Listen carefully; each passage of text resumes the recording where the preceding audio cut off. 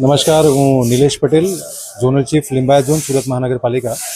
આપ જોઈ રહ્યા છો એ પ્રમાણે ઉપરવાસમાંથી જે વરસાદ ખૂબ પ્રમાણમાં જે પડી રહ્યો હતો 24 તારીખ બાદ, જેને કારણે ખાડીનું લેવલ અભૂતપૂર્વ રીતે 8.85 મીટર સુધી થઈ ગયું હતું.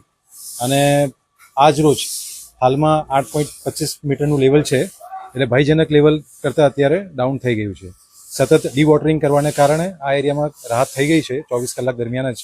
સાથે સાથે કારણ કે વોટર લોગિંગ થયું હતું, એટલે યુદ્ધના ધોરણે સાફ સફાઈ કરીને સોસાયટીના દરેક ખૂણામાંથી કાદવ કચરો જે પણ માટી જમા થઈ હોય એને આપણે કાઢી લઈએ અને ઇન્સેક્ટિસાઇડ પાવડરનો પણ સ્પ્રે ત્યારબાદ કરીને ટોટલી સ્ટરીલાઇઝ કરવા માટેનું આજે આપણે આયોજન કર્યું છે.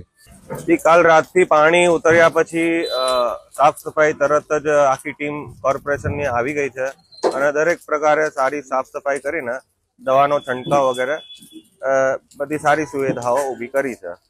સાફ સફાઈ બાબતે કોઈ અહીંયા અમારે ક્વેશ્ચન નથી.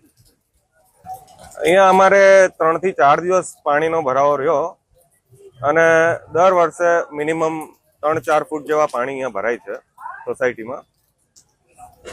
ઘણા વર્ષો પહેલા 3-4 વર્ષે પૂર આવતી, પણ હવે અમુક વર્ષોથી દર વર્ષે પૂર આવે છે.